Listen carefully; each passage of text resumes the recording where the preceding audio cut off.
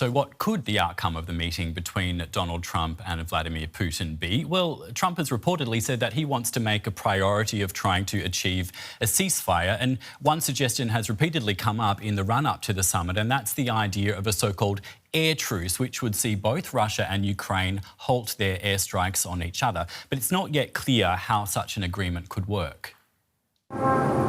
Kyiv under attack. In recent months, Russia has carried out its heaviest airstrikes of the war, while Ukraine continues to hit airfields and oil depots far behind Russian lines, and regularly shuts down Russian airports with drone attacks.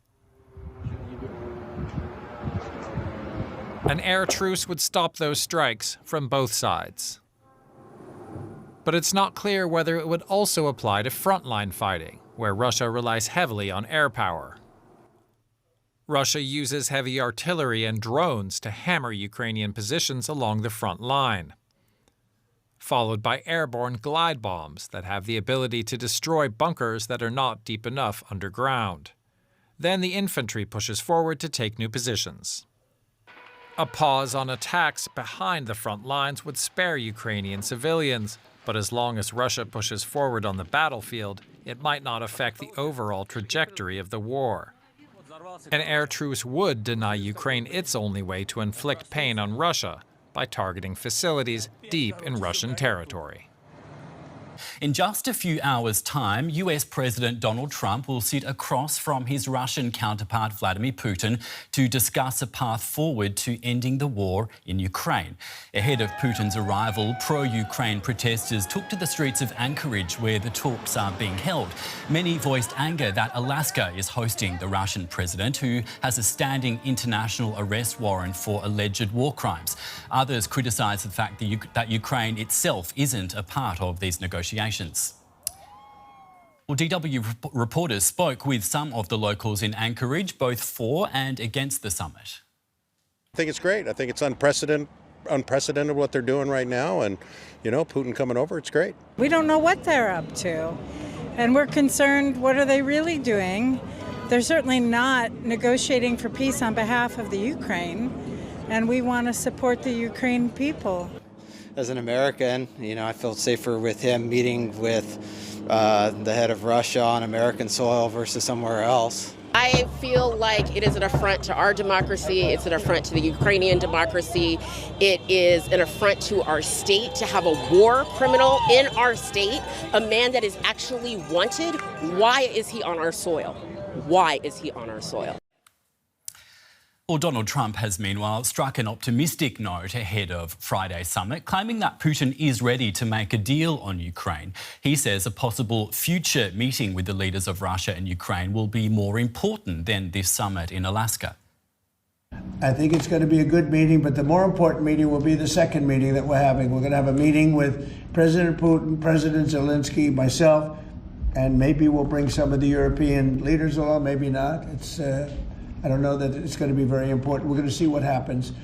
And I think President Putin will make peace. I think President Zelensky will make peace. We'll see if they can get along. And if they can, it'll be great.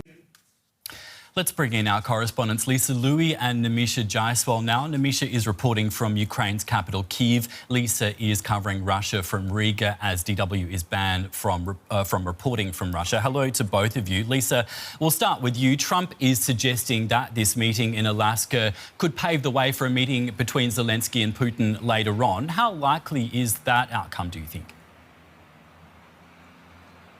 Well, this is obviously what the Europeans and Ukraine are hoping for. However, when you look at the Russian side, it seems rather unlikely. Russian commentators have been repeating that line that President Zelensky of Ukraine is not a legitimate leader.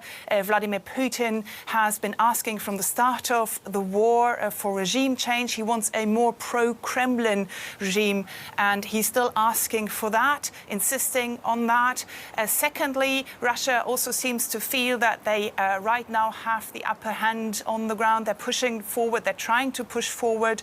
And it doesn't seem that Vladimir Putin is willing to sit at one negotiating table with President Zelensky right now or in the foreseeable future. Let's go to you, Nemisha Jaiswal in Kyiv. Ukraine and its European allies have been excluded from these talks. Is there any optimism about what could come out of this in Anchorage? Well, Jared, there is more concern than optimism. Like you point out, Zelensky's absence has definitely raised eyebrows. And just the fact that Putin is sitting down with the US president on American soil is already seen as a PR win for the Russian president. Zelensky's absence is a thorn in the side, and he himself has expressed frustration, especially on the comments from Trump about land swaps. Even though he tries very hard to keep Trump on side, he said that he's not authorized to just give away Ukrainian land like it's private property. And he said any decisions made in his absence and Ukraine's absence are and would be dead decisions. However, earlier this week, European leaders and Zelensky held a virtual meeting with President Trump, and they seemed a bit more optimistic coming out of it, hoping that President Trump would focus on pushing for a ceasefire and for pushing for that trilateral meeting so that Zelensky and Ukraine can weigh in as well. Okay, and Lisa, it's interesting.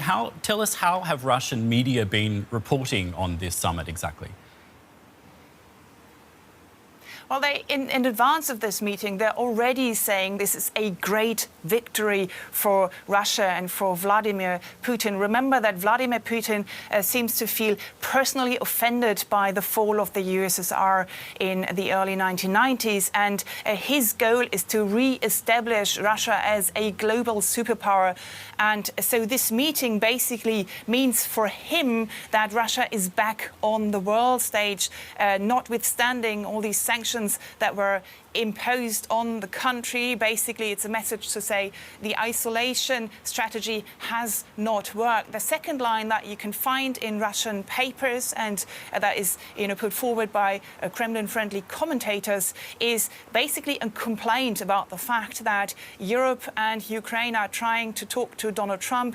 They call this meddling in the bilateral talks, although obviously we're talking about a conflict that is happening in Europe and in Ukraine. Nemisha, it's been almost 3.5 years since Russia's full-scale invasion. Tell us, how much appetite is there for a peace deal in Ukraine where you are? Well, Jared, there's definitely a massive appetite for peace because Ukrainians are exhausted after 3.5 years of constant air raid alerts, their family members on the front lines, all the losses that they've seen over the last 3.5 years, of course. But when it comes to a deal, there is a lot more concern about what exactly that would entail. At what cost will that come? Many Ukrainians, especially Ukrainian army soldiers, say that we have not been fighting for this long and this hard just to give up the land that we've been fighting for. And there's also an absolute lack of trust for Russia. There's a feeling that any concessions would just mean that Russia would come back for more once it's strengthened itself back up again. But it is worth noting that even while de jure recognition of Russia's control on Ukraine has been rejected, a de facto recognition may still be up for discussion in the earlier this week meeting between European leaders and Trump. Both Merz and Macron, the leaders of Germany and France, said that Zelensky needs to sit in and weigh in on any territorial issues, and that includes any kind of concessions. And while Ukrainians are very unwilling to give up land that is under Ukrainian control, there might still be room for discussion for freezing the current front lines and then either arming Ukraine to the teeth or giving it security guarantees to make sure that it can beat back any future Russian offenses. A quick final question for both of you. Are you willing to maybe predict what could come out of this meeting? Lisa, we'll start with you.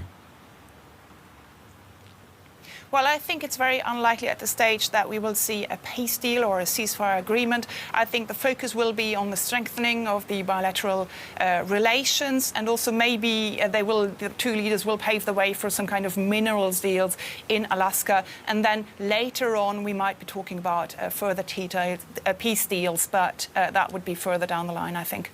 And what about you, Nemisha?